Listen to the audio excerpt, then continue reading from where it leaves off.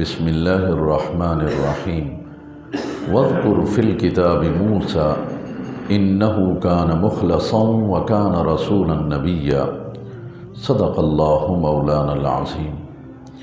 معزز اور محترم سامعین و حاضرین، رب کریم جل وعلا کا بے پناہ شکر ہے کہ تسلسل کے ساتھ سلسلہ درس قرآن و سنت جاری ہے، اور آج سورہ مریم کی آیت نمبر 51 سے تلاوت کرنے کا شرف حاصل کیا ہے۔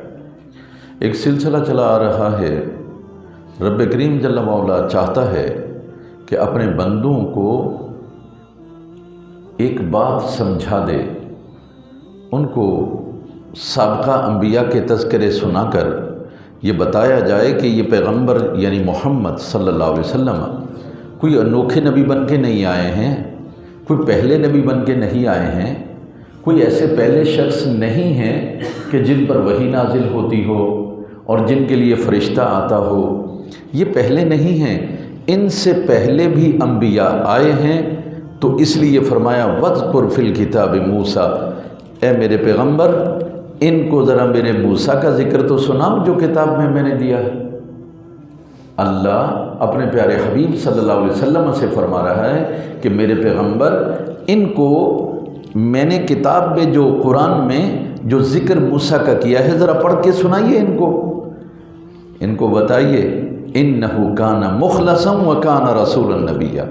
ارے وہ تو بڑا مخلص انسان تھا، بڑا سچا انسان تھا، اور پکا ہمارا بندہ تھا، بلکہ ہمارا رسول تھا، نمائندہ تھا، نبی تھا وہ۔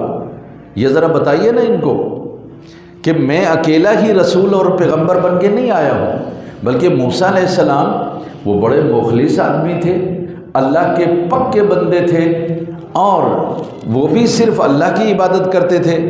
ان کی ساری وفاداری خدا سے تھی، ان کی ساری یاری اللہ سے تھی، اپنے رب سے تھی، اور وہ رسول تھے، نبی تھے، پیغمبر تھے، پیامبر تھے، نمائندے تھے اللہ کے۔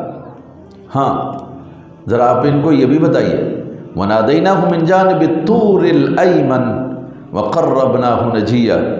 فرمایا وہ ایسے پیغمبر تھے کہ جب وہ شعیب علیہ السلام کے پاس 10 سال ان کی بکریاں چرا کر خدمت کر کے شادی کر کے وہاں سے واپس مصر کی طرف آئے، تو رستے میں ایک علاقہ پڑتا ہے، ایک پہاڑ آتا ہے جسے طور کہا جاتا ہے، یہ مدین اور مصر کے درمیان میں۔ وہ پہاڑ کے پاس سے جب آپ گزرے تو پہاڑ کوئی چھوٹا سا تو ہوتا نہیں ہے، پہاڑ ہے، دونوں جانب چلتا تھا، بیچ میں وادی ہوتی، وادی سے آپ چل رہے تھے، ایک دائیں جانب بھی پہاڑ، بائیں جانب بھی پہاڑ۔ تو اللہ تعالیٰ فرما رہا ہے کہ ہم نے وَنَادَيْنَاهُ مِنْ جَانِبِ الطُّورِ الْأَيْمَنِ، وہ جو طور پہاڑ ہے اس کی دائیں جانب سے ہم نے موسیٰ کو آواز دی تھی۔ ایک غیب سے آواز آئی موسیٰ علیہ السلام کو، اللہ نے آواز دی کہ میں تیرا رب ہوں، انا اللہ ربک، میں اللہ ہوں اور تیرا رب ہوں۔ وَقَرَّبْنَاهُ نَجِيًّا، اللہ کہہ رہے کہ میں نے اس کو آواز اس لیے دی تاکہ اسے میں اپنے قریب کر کے ذرا راز کی باتیں تو کر لوں۔ یعنی اے پیغمبر ان کو بتائیے کہ موسیٰ علیہ السلام اتنے عظیم پیغمبر، اولو العزم پیغمبر تھے کہ کوہ طور سے گزرتے ہوئے اللہ نے انہیں آواز دی دائیں جانب سے، اور انہیں نبوت عطا فرمائی۔ کیسے؟ وَقَرَّبْنَاهُ نَجِيًّا، فرمایا راز و نیاز کی باتیں کرنے کے لیے میں نے انہیں بلایا، اور وہ راز کی بات یہ تھی کہ موسیٰ آج کے بعد تم میرا پیغمبر تو پیدا ہوتا ہی پیغمبر ہوتا ہے، لیکن اب جانا تو مصر میں جا کر اذهب الى فرعون انه طغى، جاؤ فرعون کے پاس جاؤ سیدھا، اور وہ سرکش ہو گیا ہے، اسے ہدایت دو، اسے میرا راستہ بتاؤ۔ وَقَرَّبْنَاهُ نَجِيًّا، ہم نے ان کو یہ راز و نیاز کی باتیں کر کے بھیجا۔ لیکن موسیٰ علیہ السلام نے کہا اللہ اکیلا نہیں جاؤں گا۔ اللہ نے فرمایا موسیٰ جائیے، کہا اللہ میں اکیلا نہیں جاؤں گا، میرے بھائی ہارون ان کو بھی میرے ساتھ بھیجیے۔ موسیٰ علیہ السلام یقیناً اللہ کے پیغمبر، لیکن آپ کی زبان میں بچپن میں وہ جو فرعون نے آپ کی آزمائش کے لیے انگارے رکھ دیے تھے، وہ منہ پر رکھنے کی وجہ سے زبان میں لکنت آ گئی تھی، تو اس لیے انہوں نے کہا اللہ ذرا میرے بھائی ہارون کو بھی بھیج دینا، بات کرنے میں تیز ہے، ذرا بات کرے گا، میرا ساتھ دے گا۔ تو رب العالمین نے ان کی دعا کو قبول فرما لیا۔ وَوَهَبْنَا لَهُ مِن رَحْمَتِنَا، اور ہم نے موسیٰ کو اپنی رحمت سے نوازا۔ کیسے نوازا؟ ہم نے یوں نوازا کہ اخاہ ہارون نبیّا، ان کے بھائی ہارون کو نبی بنا دیا۔ دعا قبول ہو گئی۔ عام آدمی کی دعا ضروری نہیں اسی وقت قبول ہو جائے، لیکن پیغمبر کو اللہ نے یہ خصوصیت دی ہے، وہ ہاتھ اٹھاتا ہے اللہ اسے پورا کر دیتا ہے۔ اب یہ موقع تھا، انہوں نے کہا اللہ میرے بھائی ہارون کو بھی نبی بنائیے، میرے ساتھ بھیجیے۔ تو اللہ کہہ رہے ہیں ہم نے اس پر رحمت کی، ان کی دعا کو قبول کر لیا، اور اخاہ ہارون نبیّا، ہم نے ان کے بھائی ہارون کو نبی بنا دیا اور ان کے ساتھ بھیج دیا۔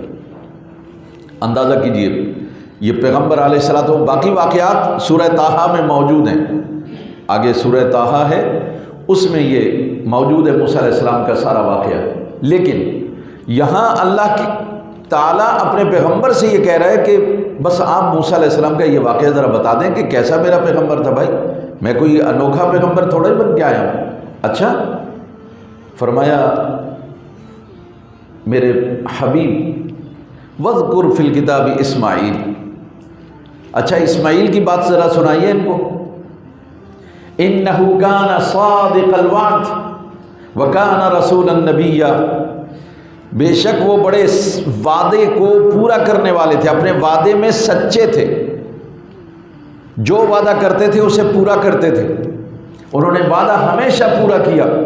وَكَانَ رَسُولًا نَبِيًّا، وہ رسول بھی تھے، وہ ہمارے نبی بھی تھے۔ ذرا ان کو بتائیے نا، تم جو کہتے ہو کہ ہم اسماعیل علیہ السلام کی اولاد میں سے ہیں، تو اسماعیل علیہ السلام تو بڑے سنجیدہ اور وعدوں پر پورا اترنے والے تھے، اور وہ رسول بھی تھے اللہ کے، وہ نبی بھی تھے۔ یاد رکھیے یہاں ایک بات کا جواب بھی ہے، یہود ہمیشہ یہ کہتے تھے کہ اسحاق علی نبینا علیہ السلام وہ اللہ کے پیغمبر ہیں، اللہ کے نبی ہیں، اور اسماعیل علیہ السلام کا نام ہی نہیں لیتے، اب بھی نہیں لیتے۔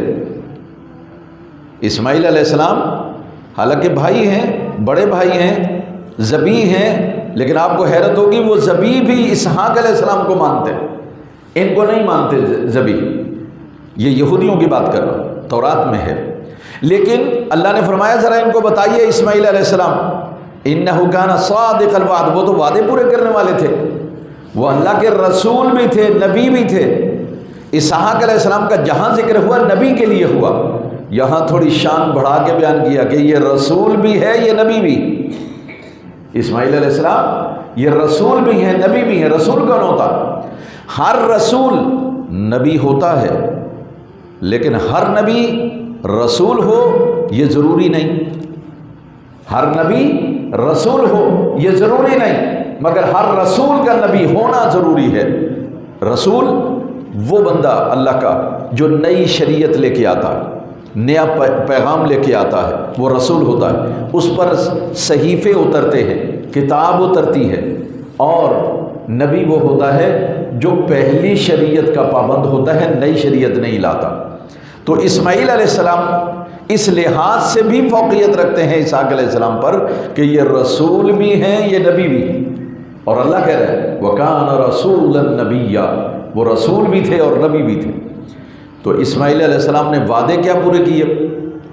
ایک وعدہ تو مفسرین نے لکھا ہے کہ ایک شخص نے آپ سے وعدہ کیا کہ آپ ذرا یہاں رک جائیے، میں آتا ہوں۔ 1 سال گزر گیا، وہ نہیں آیا۔ اسماعیل علیہ السلام اللہ کے نبی ہیں، وعدہ کر لیا تھا، پورا سال وہاں کھڑے رہے۔ یہ انبیاء کی تعلیم تو یہ ہے، اور قرآن نے کہا اوفوا بالعہد ان العہد کان مسئولا، وعدے پورے کرو۔ اللہ تعالیٰ وعدوں کے بارے میں پوچھے گا، سوال کرے گا۔ ذرا تھوڑا سا غور کیجئے، ہم پر تو وعدے پورے کرنا فرض ہے۔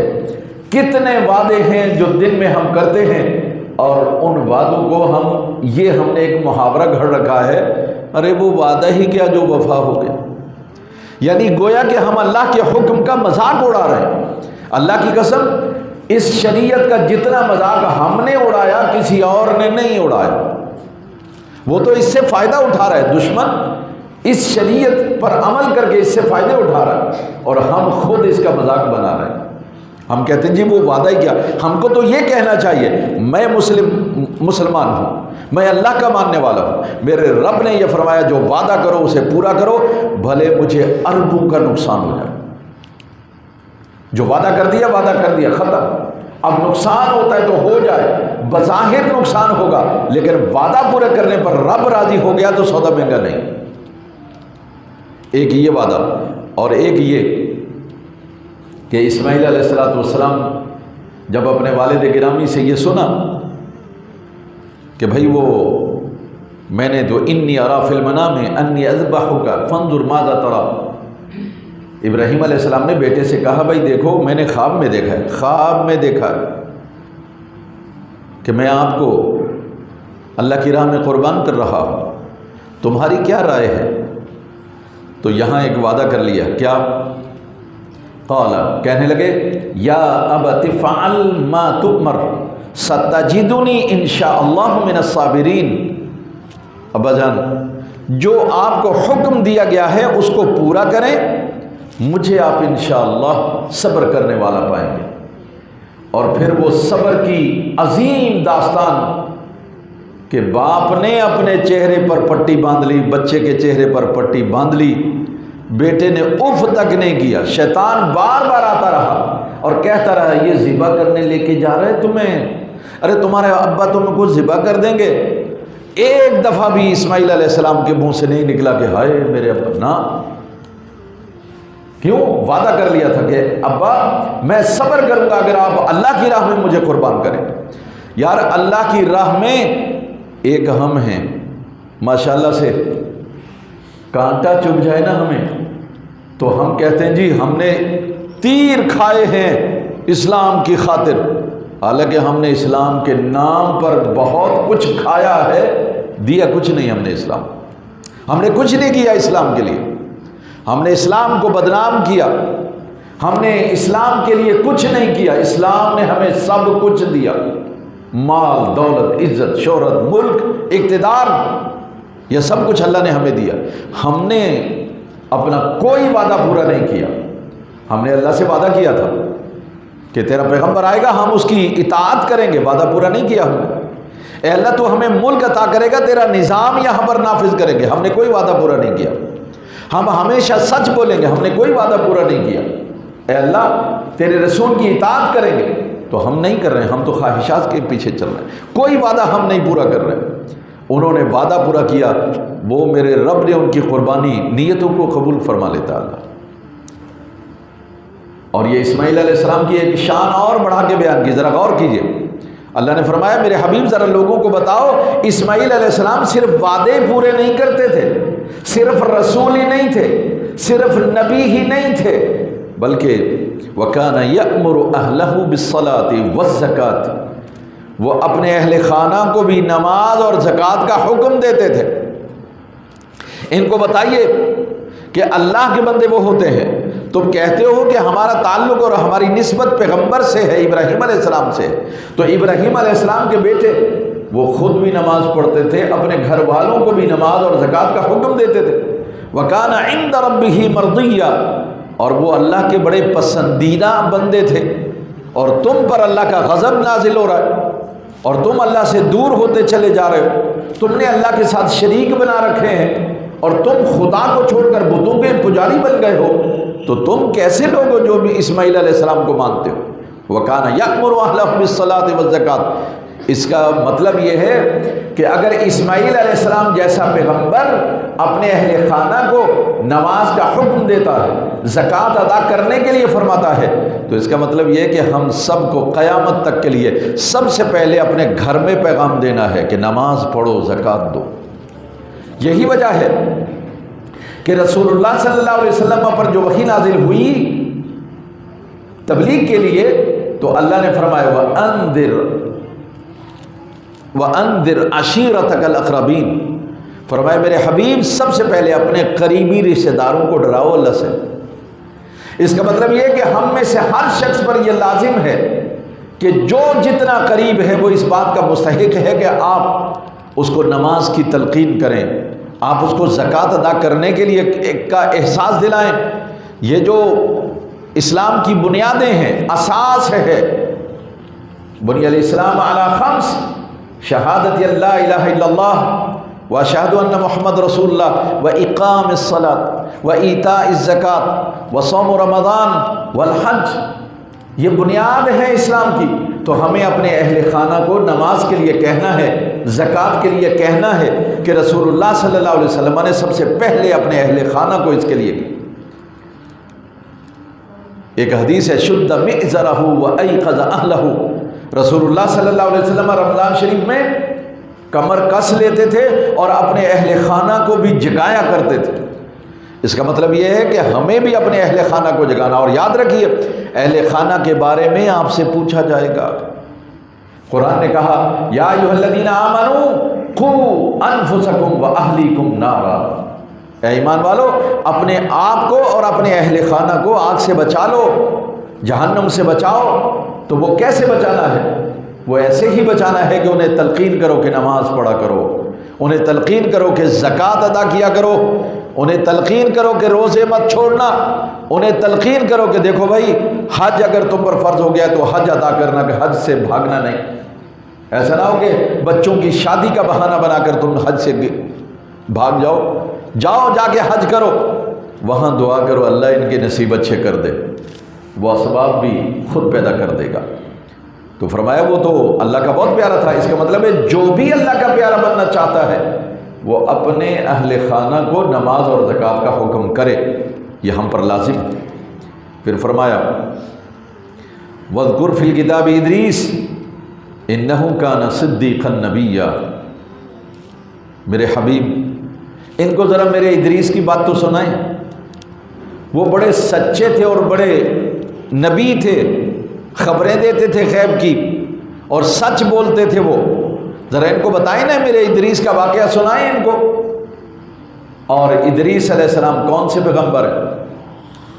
یاد رکھیے ادریس علیہ السلام، اگر آپ یہ کہیں نا کہ دنیا کو لکھنا پڑھنا سینا پرونا اور ایجادات جس نے کی ہیں وہ پیغمبر، سائنسدان پیغمبر اگر کہنا ہو تو سب سے پہلا سائنسدان، سب سے پہلا پڑھا لکھا، سب سے پہلے قلم استعمال کرنے والا، سب سے پہلے سلا ہوا لباس پہننے والا، اس کے لیے سوئی ایجاد کرنے والا ادریس علیہ السلام۔ اس سے پہلے لوگ لکھنا نہیں جانتے تھے، پڑھنا نہیں جانتے تھے، اس سے پہلے لوگ چمڑے کا انسلا لباس پہنا کرتے تھے، کھالیں پہنتے تھے، پتے چھالیں پہنتے تھے، سلا ہوا لباس نہیں پہنتے تھے۔ یہ ادریس علیہ السلام وہ اللہ کے پیغمبر ہیں جنہوں نے سوئی بھی ایجاد کی، کپڑا سینا بھی سکھایا، جنہوں نے قلم بھی ایجاد کی اور لکھنا بھی سکھایا۔ اب سنیں، ان کا نام ادریس نہیں ہے، یہ ان کا نام قرآن نے ہمیں ادریس بتایا، لیکن اصل میں تورات اور دیگر کتابوں میں ان کا نام ہے اخنوخ، ان کا نام اخنوخ ہے۔ اور یہ شیس علیہ السلام سے تقریباً پانچ جو دادے ہیں، پانچویں نسل میں سے ہے۔ یعنی آپ یوں سمجھیں کہ پیغمبر سب سے پہلے آدم علیہ السلام رسول، پھر شیس علیہ السلام، اور پھر اس کے بعد جو آنے والے رسول ہیں وہ ادریس علیہ السلام۔ یہ اس لیے ادریس ہو گئے، یہ درس و تدریس کا کام کرتے، لوگوں کو پڑھاتے تھے، لوگوں کو سکھاتے تھے، اس لیے ان کا نام پڑ گیا ادریس، یعنی معلم، استاذ، سکھانے والا، درس دینے والا، یہ درس دینے والا، اس لیے یہ ادریس ہو گئے۔ تو فرمایا میرے حبیب ان کو ذرا میرے ادریس کے بات تو بتائیے، انہ کان صدیقا نبی، کتنا سچا پیارا پیغمبر نبی تھا۔ ورفعناہ مکانا علیہ، اس کی سچائی کی وجہ سے اور درس و تدریس اور تبلیغ کی وجہ سے فرمایا ہم نے اسے بہت بلند مقام عطا کیا۔ اب یہ جو ہے نا ورفعناہ مکانا علیہ، ہم نے اسے بلند مکانت پر اٹھا لیا۔ اصل میں یہاں اس آیت کی بنیاد پر بعض لوگوں کا خیال ہے، اصل میں یہ اسرائیلیات میں سے ہے، اسرائیلی روایات ہیں کہ بھئی ان کو اللہ نے زندہ اٹھا لیا آسمان پر، ورفعناہ مکانا علیہ۔ حالانکہ عیسیٰ علیہ السلام کا جہاں پر ذکر آیا تو وہاں الا کا لفظ، انی رافعک الی، اللہ تعالیٰ نے کہا میں آپ کو بلند کروں گا اپنی طرف، یعنی اپنے بلا لوں گا۔ اور یہاں پر الا کا ذکر نہیں ہے، بغیر الا کے صلے کے استعمال ہوا ہے، تو علماء نے یہ کہا کہ بھئی اس سے مراد یہ نہیں ہے کہ آسمان پر، بلکہ آپ کو مقام، مرتبہ، عزت اور عظمت اور وقار عطا فرمائے، اس کا یہ معنی ہے۔ ہاں وہ حدیث اپنی جگہ ہے کہ نبی صلی اللہ علیہ وسلم نے فرمایا چوتھے آسمان پر مجھے ادریس علیہ السلام سے ملاقات ہوئی، لیکن بات یہ ہے کہ وہ صرف ادریس علیہ السلام سے ملاقات تو نہیں ہوئی، وہاں تو یوسف علیہ السلام سے ملاقات ہوئی، ابراہیم علیہ السلام سے ملاقات ہوئی، موسیٰ علیہ السلام سے ملاقات ہوئی، تو اس ملاقات کو اس کی دلیل نہیں بنایا جا سکتا کہ یہ آپ زندہ آسمانوں پر موجود ہیں۔ بہرحال اسرائیلی روایات کے مطابق چوتھے آسمان پر بھی نہیں ہیں، وہ جنت کے اندر موجود ہیں، اور وہ اس کے لیے بہت ساری کہانیاں بیان کرتے ہیں، لیکن علماء نے جو سنجیدہ علماء ہیں انہوں نے کہا کہ نہیں، یہ مقام اور مرتبے کی بات ہے، اور اس سے مراد یہ نہیں ہے کہ اللہ نے ان کو اپنی طرف اٹھا لی، بلکہ ان کو بڑا مقام عطا فرمایا۔ انبیاء کا ذکر کرنے کے بعد اللہ تعالیٰ ان کی شان بیان کر رہا ہے خود، اولئک الذین انعم اللہ علیہم من النبیین، میرے حبیب ان کو بتائیے یہ جو نبیوں کا میں نے ذکر کیا ہے یہ نبیوں کی اولاد ہے، ان پر اللہ کا بڑا انعام ہوا ہے۔ یہ جتنے پیغمبر ہم نے نام لیے ہیں، موسیٰ علیہ السلام ہیں اور اسماعیل علیہ السلام ہیں، یا ہارون علیہ السلام ہیں، ادریس علیہ السلام ہیں، فرمائے اولئک الذین انعم اللہ علیہم من النبیین، یہ نبیوں میں سے وہ ہیں جن پر اللہ کا انعام ہوا ہے۔ من ذریت آدم، یہ آدم کی اولاد میں سے ہیں، بہت قریب ہیں، آدم علیہ السلام کی بہت قریب ہیں، یعنی قریبی اولاد ہے۔ تو فرمایا وَمِمَّنْ حَمَلْنَا مَعَ نُوحٍ، اور ان کو بھی ہم نے بڑا انعام کیا ان پر بھی، کہ جن کو ہم نے نوح علیہ السلام کی کشتی میں سوار کر دیا تھا، یقیناً ہر طرف پانی ہی پانی، سب کچھ ڈبو دیا، جن کو کشتی پہ سوار کیا انہیں بچا لیا۔ تو فرمایا ان پر بھی ہمارا بڑا انعام ہوا جنہیں ہم نوح علیہ السلام کی کشتی میں سوار کر دیا۔ ہاں وَمِن ذُرِّيَّةِ إِبْرَاهِيمَ وَإِسْرَائِيلَ، اور ہم نے اولاد ابراہیم اور اولاد یعقوب ان پر بھی ہم نے انعام کیا۔ وَمِمَّنْ هَدَيْنَا وَاجْتَبَيْنَا، ان میں سے جنہیں ہم نے ہدایت دی اور جنہیں ہم نے چن لیا اپنے لیے، مجتبی بنا لیا، ان پر بھی ہم نے بڑا انعام کیا۔ ہاں ان کی خاص صفت یہ، جسے اللہ کہتا ہے ہم چن لیتے ہیں، جس پر ہمارا انعام ہو جاتا ہے، پھر اس کی کیفیت بدل جاتی ہے۔ کیوں؟ ان کی کیفیت یہ ہوتی ہے، آپ بھی ذرا دیکھیے، اذا تتلی علیہم آیات الرحمن خروا سجدا وبکیا، فرمایا جب بھی رحمان کی آیات ان پر تلاوت کی جاتی ہیں، قرآن انہیں پڑھ کر سنایا جاتا ہے، اللہ اور رسول کی باتیں بتائی جاتی ہیں، تو خروا سجدا وبکیا، روتے ہوئے سجدے میں گر جاتے ہیں۔ اب اگر رونا نہ آئے، اس آیت پر سجدہ بھی ہے، آپ نے سن بھی لیا، سجدہ واجب ہے، بعد میں سجدہ کر لیجئے گا، ساری زندگی سجدہ واجب رہتا ہے، آپ جب موقع ملے کر لیجئے گا۔ فرمایا خروا سجدا وبکیا، ان کی حالت تو یہ تھی، میرے حبیب ان کو بتائیے مکے والوں کو، کہ میرے جو پسندیدہ بندے ہیں جن پر میں نے انعام کیا، جو نبی بھی ہیں، صدیقین بھی ہیں، شہداء بھی ہیں، صالحین بھی ہیں، ان کی حالت یہ ہے جب خدا کا کلام سنتے ہیں تو روتے ہوئے سجدے میں گر جاتے ہیں اور کہتے ہیں سبحان ربی الاعلیٰ، ان کا مقام تو یہ ہے۔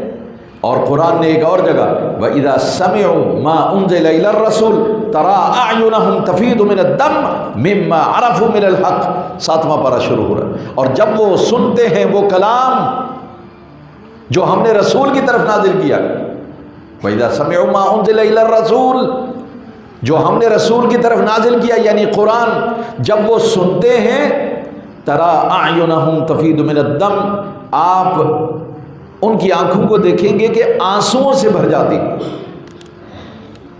مما عرفوا من الحق، سبب اس کا یہ ہے کہ ان کو حق پہچان آ جاتی ہے، اللہ کی معرفت حاصل ہو جاتی ہے۔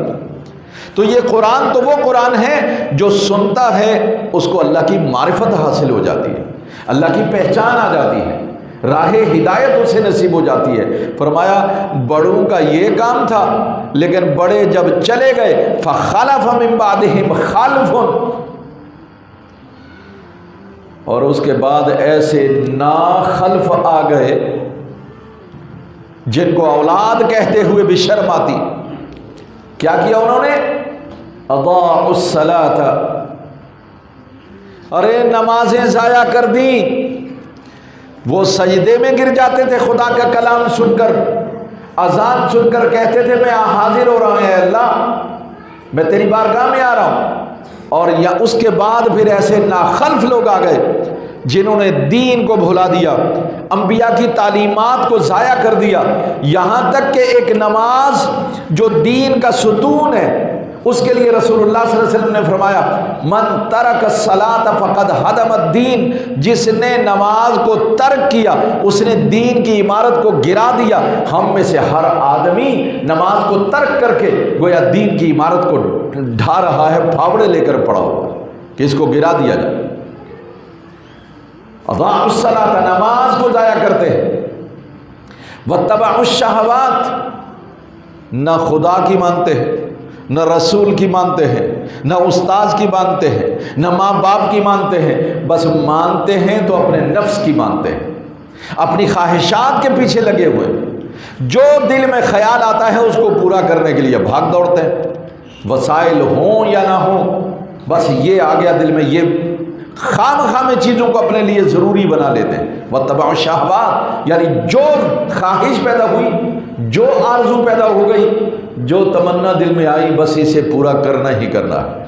اب قتل کرنا پڑے، چوری کرنی پڑے، ڈاکہ مارنا پڑے، استحصال کرنا پڑے، ظلم کرنا پڑے، باز نہیں آتے، بس نہیں، یہ پورا کرنا۔ فسوف یلقون غیا، فرمایا یہ جو نماز ضائع کرنے والے ہیں اور اپنی مرضی کے مطابق، میرا جسم میری مرضی، جو اپنی مرضی سے جینا چاہتے ہیں، اللہ کی قسم مومن اپنی مرضی سے نہیں جی سکتا۔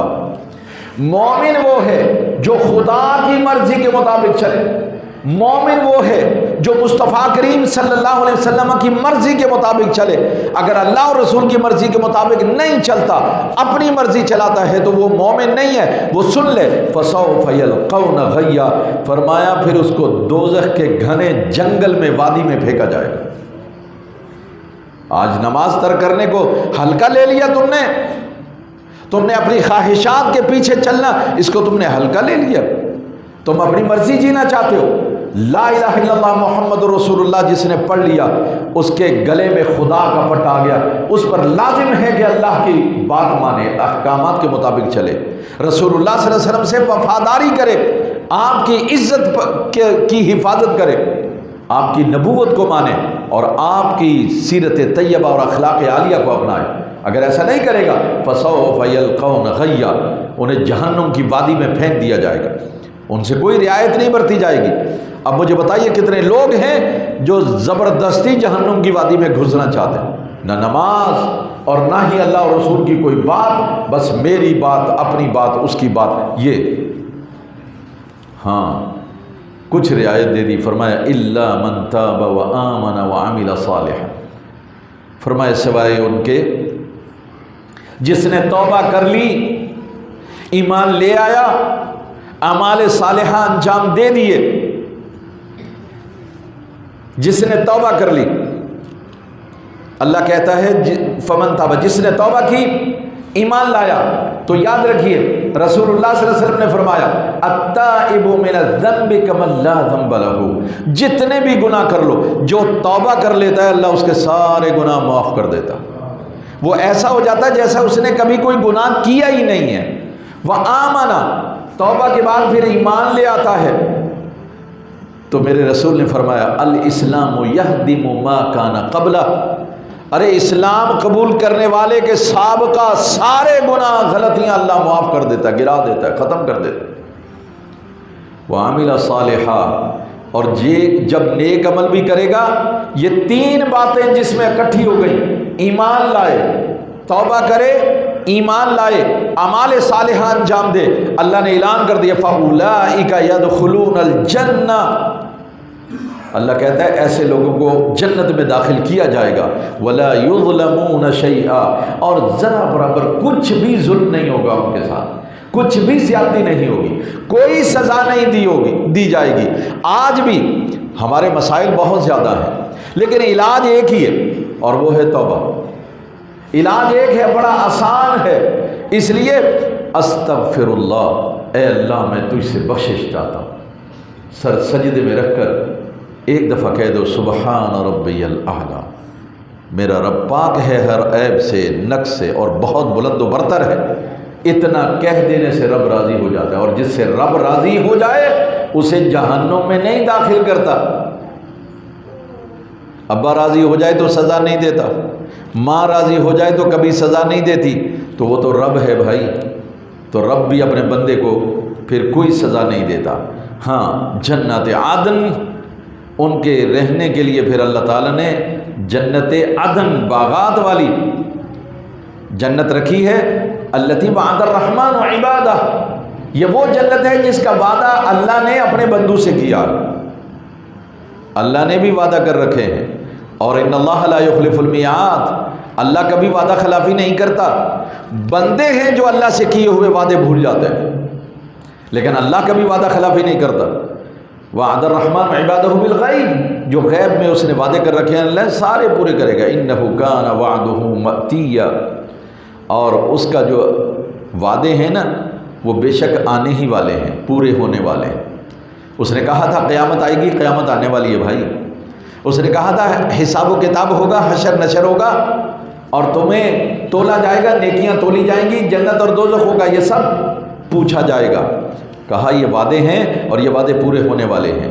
ہاں سن لو، جو جنت میں جائیں گے لا يسمعون فیہا لغوا الا سلاما، یہ جو جنت میں جائیں گے نا، کوئی فضول بات، کوئی لغو بات، کوئی گانا، کوئی گالی، کوئی ایسی بات وہ نہیں سنیں گے۔ ہاں ہر طرف سے سلام علیکم سلام علیکم کی آوازیں آئیں گی، فرشتے آئیں گے ان کے پاس سے گزریں گے، السلام علیکم السلام علیکم کی صدائیں ہوں گی، الا سلاما، ایک ہی آواز جنت میں سنائی دے گی، اور یہ جنتیوں کے استقبال کے لیے ہوگی، ان کے اعزاز کے لیے ہوگی کہ آؤ تمہیں اللہ تبارک و تعالیٰ نے جنت دی ہے، تو فرشتے جو اللہ کی مخلوق کے مگر السلام علیکم، اللہ آپ کو سلامتی میں رکھو، وَلَهُمْ رِزْقُهُمْ فِيهَا بُكْرَةً وَعَشِيًّا، صبح و شام اللہ تعالیٰ ان کو رزق دے گا، یعنی دسترخوان بچھیں گے، صبح و شام خدا کے دسترخوان لگیں گے، بندہ کھائے گا پیے گا، کبھی سیر نہیں ہوگا، اور رب بھی منع نہیں کرے گا، اور نعمتیں بھی ختم نہیں ہوں گی، کھاتے رہو جب تک تمہارا جی چاہے۔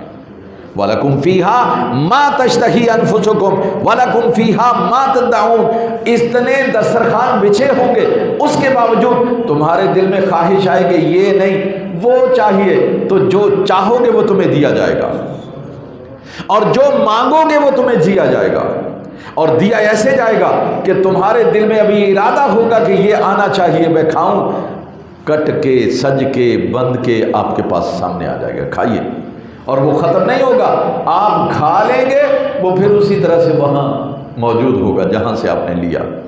یہ رب ختم نہیں ہونے دے، یہ رب کا دسترخوان ہے، یہ ہمارا دسترخوان نہیں ہے کہ چند لوگ اگر زیادہ آ جائیں تو کھانا ہی کم پڑ جاتا ہے، یہ اللہ کا دسترخوان ہے، اور وہاں کوئی ایسی بات سنی نہیں جائے گی۔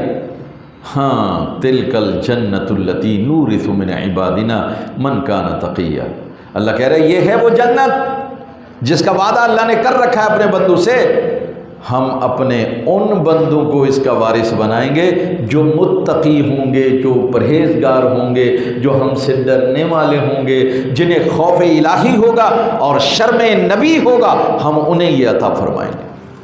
اللہ کہہ رہے میں انہیں وارث بنا دوں گا اس کا مطلب ہے اگر آپ کو جنت کا وارث بننا ہے تو اپنے دل میں خوف الہی پیدا کرنا ہے۔ اللہ کا خوف پیدا کر لیں، مصطفیٰ کریم صلی اللہ علیہ وسلم کی شرم اپنے اندر پیدا کر لیں، حیا پیدا کر لیں، اور پھر اللہ کہہ رہے کہ تقوی۔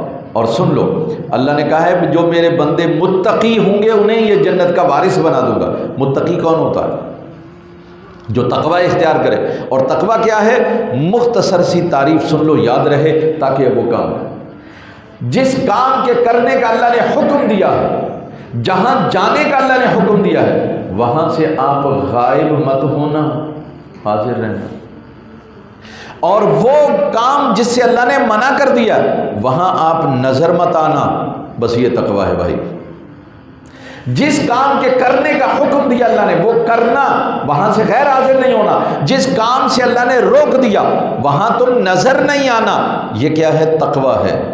بس اللہ سے دعا ہے کہ رب العالمین ہمیں تقوی اور پرہیزگاری کی دولت سے مالا مال فرما کر ہمیں ان بندوں میں شامل فرمائے جنہیں وہ اپنی جنت کا وارث بنائے گا۔